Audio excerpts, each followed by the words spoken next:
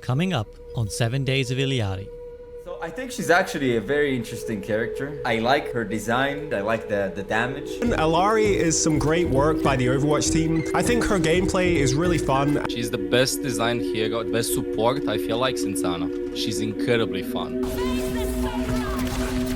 Oh, that's so big. Oh my goodness, absolute farming. Is support now an overpowered role in Overwatch? I spent 7 days playing the latest support hero, Illari, to see if she does do a little bit too much, or if actually she's a balanced character. The first thing we should talk about with this hero is the pronunciation of her name. I am Illari.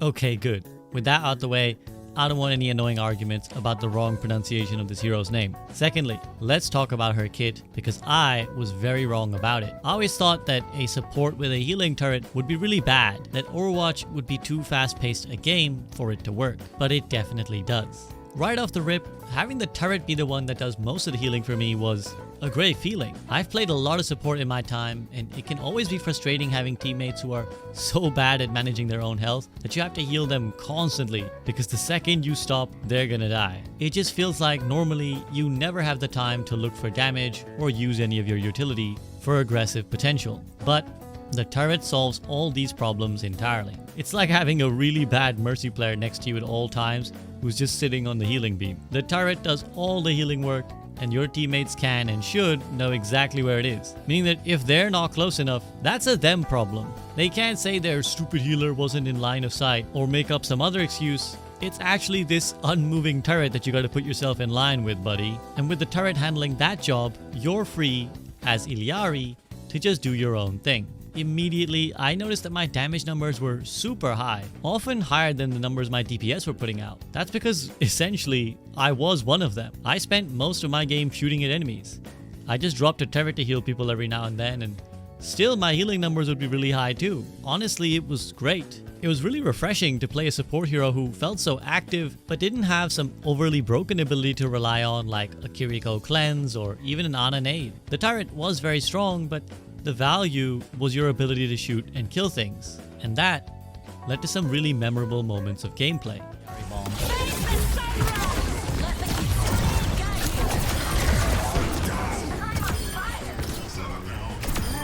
Oh boy!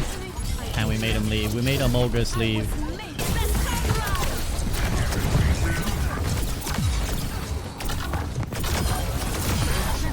Yo! But is this all a bit much? A bit, dare I say, overpowered?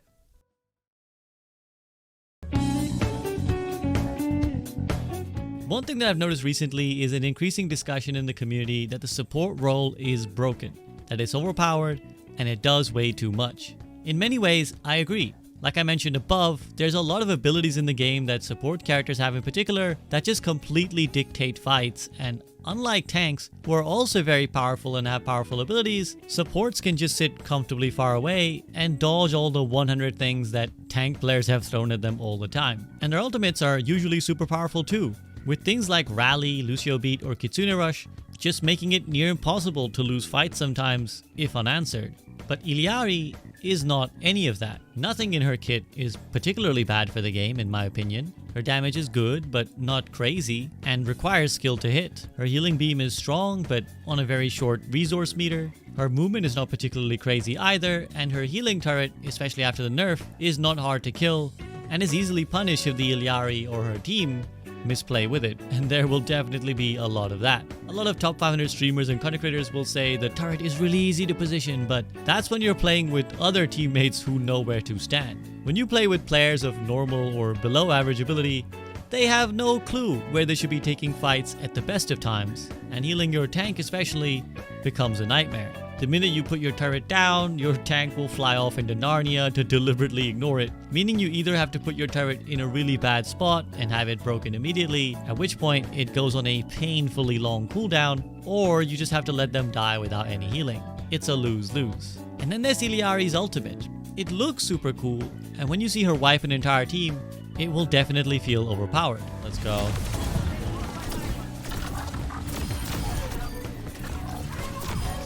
Ooh, mama. Hey, boy, let's go. And if you want to see more moments like this, then I suggest you pause this video right now, head on over to twitch.tv/SAB_, and make sure you hit that follow button and join me live for my streams. But back to talking about Illari's ultimate, this thing is eaten by everything under the sun. No pun intended. Orisa Spin, Sigma Grasp, Diva Matrix, Genji Deflect, pretty much anything and everything that can eat this SOB will eat it as long as they're on the same screen. So Illari feels really fair in most ways. But here's another radical thought. Why is it bad if support is a carry role now?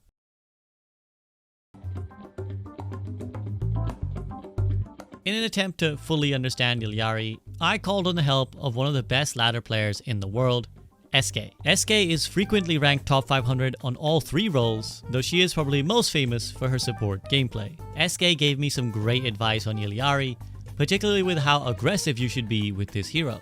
DPS, like play like you're a DPS, but if you DPS'd so hard that your teammate died when you could have been healing them, then that is way worse. That is terrible. Get as much DPS as you can out of this hero, like trying to kill squishies, poke squishies, take heads off, but don't ever let someone die when you could have been healing them. Yeah, but like right here, it's perfect. I just have my pylon down and blast people. And you can take off angles like that. Yeah, I love that.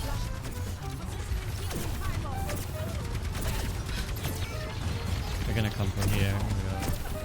Oh, no shots.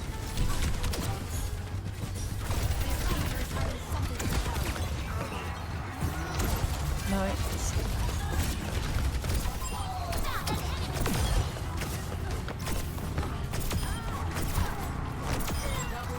Alright, we're game. Yeah, that was game. perfect. But we also spoke about the support role in general, and the impact it can have. And the high queue times for the role across every rank tell us that people are having fun playing support, probably because it's very impactful right now. But I do think support is like the most popular role, right? At the highest elo. Yeah, by far. Queue times are so long.